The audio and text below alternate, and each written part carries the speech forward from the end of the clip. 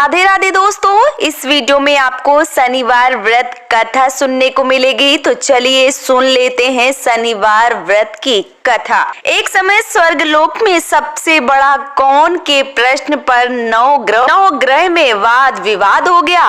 विवाद इतना कि परस्पर भयंकर युद्ध की स्थिति बन गई। निर्णय के लिए सभी देवता देवराज इंद्र के पास पहुंचे और बोले, हे देवराज, आपको निर्णय करना होगा कि हम में से सबसे बड़ा कौन है। देवताओं का प्रश्न सुनकर देवराज इंद्र उलझन में पड़ गए।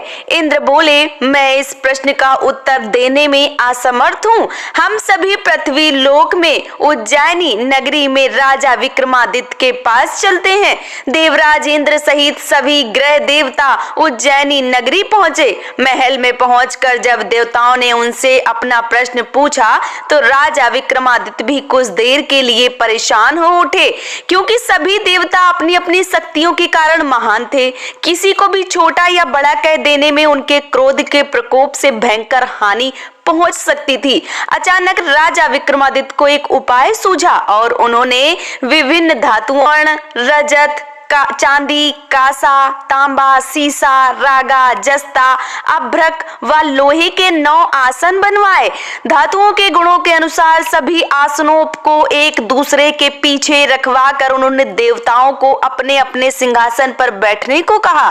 देवताओं के बैठने के बाद राजा विक्रमादित्य ने कहा, आपका निर्णय तो स्वयं हो गया है। जो सबसे पहले सिंहासन पर विराजमान है वही सबसे बड़ा है। राजा विक्रमादित्य के निर्णय को सुनकर शनि देवता ने सबसे पीछे आसन पर बैठने के कारण अपने को छोटा जानकर क्रोधित होकर कहा, राजा विक्रमादित्य, तुमने मुझे सबसे पीछे बैठाकर मेरा अपमान किया है।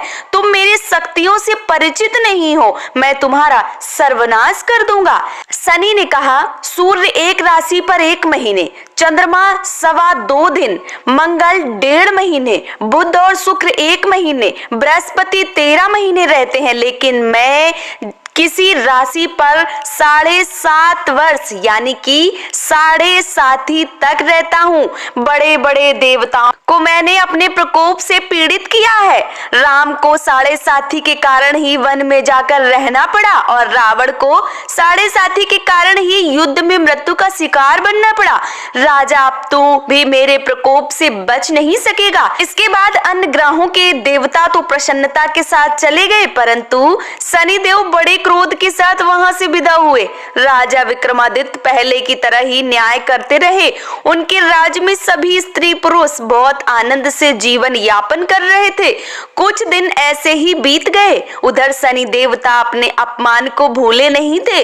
विक्रमादित्य से बदला लेने के लिए एक दिन शनिदेव ने घोड़े के व्यापारी का रूप धारण किया और बहुत से घोड़ों के साथ उज्जैनी नगरी पहुंचे। राजा विक्रमादित्य ने राज्य में किसी घोड़े के व्यापारी के आने का समाचार सुना तो अपने अश्वपाल को कुछ घोड़े खरीदने के लिए भेजा। घोड़े बहुत कीमती थे। अश्वपाल ने जब वापस लौटकर इस संबंध में बताया तो राजा विक्रमादित्य ने स्वयं आकर एक सुंदर और शक्तिशाली घोड़ी को पसंद किया। घोड़े की चाल देखने के लिए राजा उस घोड़े पर सवार हुए तो वह घोड़ा बिजली की गति से तेज दौड़ पड़ा। तेजी से दौड़ता घोड़ा राजा को दूर एक जंगल में ले गया और फिर राजा को वहां गिराकर जंगल से कहीं गायब हो गया। राजा अपने नगर को लौटने के लिए जंगल में भटकने लगे, लेकिन उन्हें लौटने का कोई रास्ता नहीं मिला। राजा को भूख प्यास लगाई। बहुत घूमने पर उसे एक चरवाहा मिला। राजा ने उनसे पानी मांगा। पानी पीकर राजा ने उस चरवाहे को अपनी अंगूठी दे दी। फिर उससे रास्ता पूछकर वह जंगल से निकलकर के नगर में पहुंचा। राजा ने एक सेठ की दुकान पर बैठकर कुछ देर आराम किया। उस सेठ ने राजा से बातचीत की। राजा ने उसे बताया, मैं उज्जैनी नगरी से आया हूँ। राजा के कुछ देर दुकान पर बैठने से सेठ जी की बहुत बिक्री हुई। सेठ ने राजा को बहुत भाग्यवान समझा और खुश होकर उसे अपने घर भोजन के लिए ले गया। सेठ के घर में सोने का हार खूंटी पर लटका हुआ था। राजा को उस कमरे में छोड़कर सेठ कुछ देर के लिए बाहर गया। गया। तभी एक आश्चर्यजनक घटना घटी। राजा के देखते देखते सोने की उस हार को खूंटी निकल गई। सेठ ने कमरे में लौटकर हार को गायब देखा तो चोरी का संदेह राजा पर ही किया, क्योंकि उस कमरे में राजा अकेला बैठा था। सेठ ने अपने नौकरों से कहा कि इस परदेसी को रस्सियों से बांधकर नगर के राजा के पास ले चलो। राजा ने विक्रमादित्य से हार के बारे में पूछा तो उन्होंने बताया कि देखते ही देखते खूंटी ने हार को निगल लिया। इस पर राजा ने क्रोधित होकर चोरी करने के अपराध में विक्रमादित्य के हाथ पांव काटने का आदेश दे दिया। राजा विक्रमादित्य के हाथ पांव काटकर उसे नगर की सड़क पर छोड़ दिया गया। कुछ दिन बाद एक तेली उसे उठाकर अपने घर ले गया और उसे अपने कोल्हू पर बिठा दिया। राजा आवाज देकर बैलों को हाँकता रहा। इस तरह तेली का बैल चलता रहा और राजा को भोजन मिलता रहा। शनि के प्रकोप की 7.5 पूरी होने पर वर्षा ऋतु प्रारंभ हुई। राजा विक्रमादित्य एक रात मेघ मल्हार गा रहा था। तभी नगर के राजा की लड़की राजकुमारी मोहिनी रथ पर सवार हो उस तेली के घर के पास से गुजरी। उसने मेघ मल्हार सुना तो उसे बहुत अच्छा लगा और दासी को भेजकर गाने वाले को बुला लाने को कहा।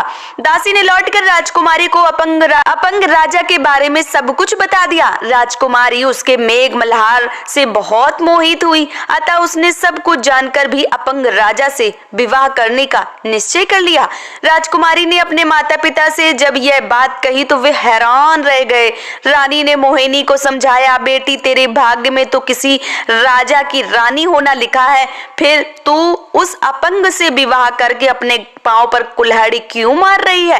राजकुमारी ने अपनी जिद नहीं छोड़ी। अपनी जिद पूरी कराने के लिए उसने भोजन करना छोड़ दिया और प्राण त्यागने का निश्चय कर लिया। आखिर राजा रानी को विवश होकर अपंग विक्रमादित्य से राजकुमारी का विवाह करना पड़ा।